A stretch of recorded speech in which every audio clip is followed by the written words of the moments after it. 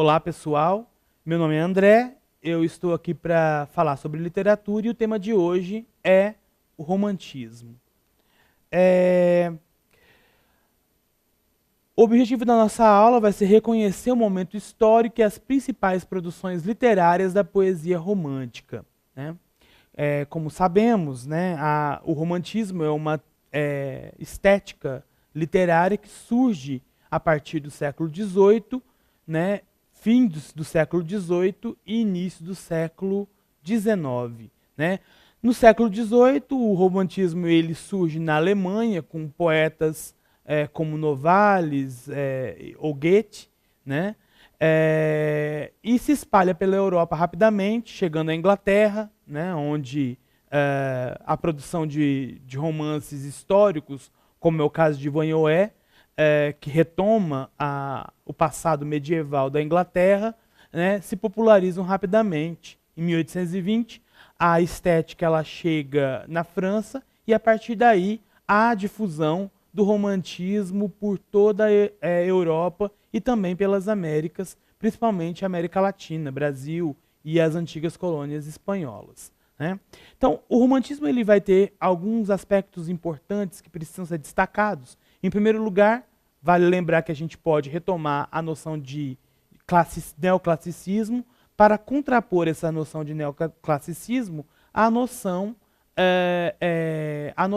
de romantismo. Então, enquanto os ideais clássicos eles eram retomados e cultuados no neoclassicismo, ou seja, objetividade, equilíbrio, simplicidade, valorização dos clássicos gregos e romanos, valorização do classicismo anterior, né, valorização do paganismo, né, no romantismo nós vamos ter o quê? Nós vamos ter uma valorização de outros elementos bastante diferentes. Em primeiro lugar, nós vamos ter os valores burgueses plenamente implantados por toda a Europa. Esses valores eles vão ser efetivamente importantes porque o romantismo vai ser uma estética da burguesia, feita pela burguesia para a burguesia. E por isso, alguns elementos são bastante importantes aí, né? As referências cristãs, a revalorização dos aspectos medievais, a revalorização das ideias cristãs, a noção de individualismo, subjetividade e emoção, que são advindas da própria noção burguesa de vida e de sociedade, e a partir daí nós temos, literariamente falando, a noção de liberdade e originalidade. Ou seja, o individualismo e a subjetividade levam a uma liberdade de criação e a uma originalidade dessa produção, agora marcada não mais por uma forma fixa, mas por formas livres, né? Por versos irregulares ou por versos brancos, né? Aqueles que não portam ou que não apresentam rima. Né? Além disso, um dos aspectos fundamentais do romantismo vai ser a temática nacionalista e a valorização do folclore de cada povo. Né? Então, isso vai ser um dado fundamental. No caso brasileiro, a valorização nacionalista vai também efetivamente refletir na construção de uma identidade nacional.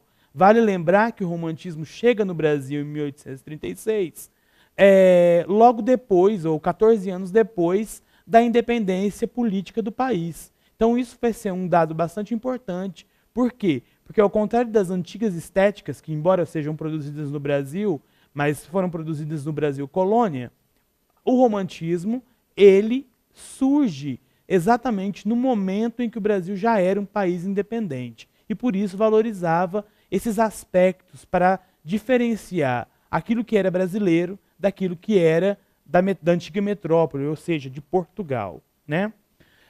Nós vamos ter, nessa fase, né, nesse período estético do Brasil, três grandes fases da poesia. Né? Então, teremos três grandes fases da poesia romântica no Brasil.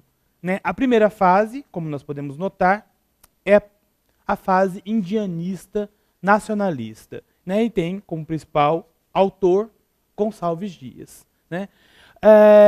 Não é só Gonçalves Dias que produz essa poesia. Né? Nós temos também Gonçalves de Magalhães, com a Confederação dos Tamoios, e outros autores, mas o Gonçalves Dias vai ser o nosso melhor poeta indianista e nacionalista.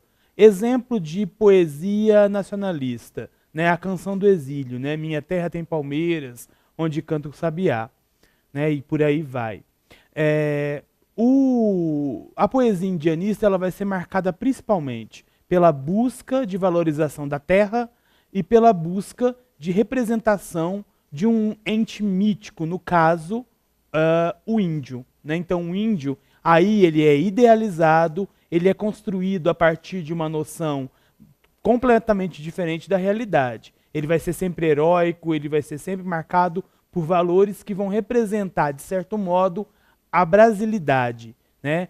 Mas levado sempre pela noção de exotismo, né? Pela noção de alguma coisa que difere, né? Ou o outro que difere do português. A segunda geração, né? Ou a geração mal do século, ela vai ser uma geração também considerada ultrarromântica. E tem em Álvares de Azevedo, lembrando que também não é só ele, tá, que produz poesia ultrarromântica, mas vai ser o grande exemplo de produtor de poesia ultrarromântica. Quais são os aspectos primordiais da geração Mal do Tempo? Idealização da mulher, né? Valorização dos aspectos noturnos, sombrios, assombrados, então o elemento fantasmagórico vai ser fundamental. A idealização da mulher, que, né, como eu já disse, vai ser também um dado bastante importante. Né? E a valorização da morte, ou das representações da morte. Sejam a partir da noção do corpo morto, da assombração, como da própria, da própria imagem da morte no eu lírico. Né? Lembrando aqui que a gente precisa diferenciar o eu lírico do poeta. E numa terceira fase, né, a geração condoreira, nós temos o quê? Uma poesia social, uma poesia mais voltada para o quê? Para as questões ligadas à sociedade, para as questões ligadas às injustiças. E é claro, no caso do Brasil, a maior injustiça no momento era a escravidão negra. Né? Então, Castro Alves vai ser o grande poeta abolicionista desse período. É claro que o Castro Alves não produz só poesia social, né? Ele também produz poesia amorosa, poesia erótica, e ele tem uma vasta produção. Mas a gente, né, didaticamente, faz essa divisão para mostrar que existem marcas bastante diferentes de cada uma dessas gerações poéticas. Né? Então, a primeira fase, exotismo, valorização da terra. Na segunda fase, nós vamos ter o quê? A valorização da noite. Né? Portanto, a maioria das poesias elas se passam no quarto do eu lírico, no momento, né, noturno, no momento do sono, principalmente. E no caso da geração condoreira, aí não. A gente tem uma poesia aberta, uma poesia solar. Então, a praça, a rua, né, os campos abertos são fundamentais para a existência dessa poesia, né? Para a existência dessa produção poética. Né? Como a gente pode perceber, né, o Álvares de Azevedo vai ser um grande exemplo de poeta romântico brasileiro. Né?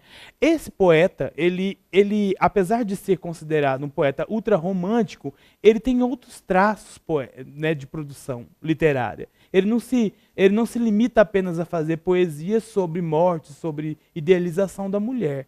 Ele também tem uma vertente de poesia satírica muito importante na produção brasileira, o que faz da sua produção, marcada pelo prosaísmo, pelo humor, pela noção de jocosidade, né, o jocoso como um dado fundamental da poesia, como uma vertente bastante moderna do nosso romantismo, né, da nossa produção poética romântica, uma vez que esse autor muitas vezes é diminuído a um produtor de poesia de idealização amorosa. E não é bem assim.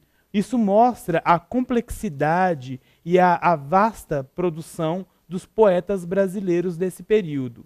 Como um belo exemplo aqui do lado, nós temos o quê? Essa poesia que fala da morte, né? Já da morte o palor me cobre o rosto, nos lábios meus o alento desfalece, surda agonia o coração fenece, e devora meu ser mortal desgosto. Né? Então veja que nós temos aqui, nesse exemplo, o poeta, né, mobilizando a noção de morte que ocupa ele mesmo. Né? Então o palor da morte que ocupa o próprio eu lírico. Né? E por outro lado, nós temos a outra poesia que tem um outro tom, um tom completamente diferente. Vejam, ontem tinha chovido, que desgraça. Eu ia a trote inglês ardendo em chama, mas lá vai, senão quando uma carroça, minhas roupas tafus encheu de lama. Vejam que aqui é mobilizado uma outra imagem poética, a imagem jocosa do homem galante que acaba sendo sujo, né, pela água das ruas, pela lama das ruas, e tem o seu encontro amoroso, que não é um encontro idealizado, é um encontro real, obstado, né, acaba, né, não tendo o encontro que queria com a amada. Então temos isso, né, essa poesia chama-se Namoro em Catumbi, e ela é um belo exemplo da versatilidade poética de Álvares de Azevedo. Bom, sobre o romantismo, são essas as informações, né? Espero vocês na próxima aula. Até lá!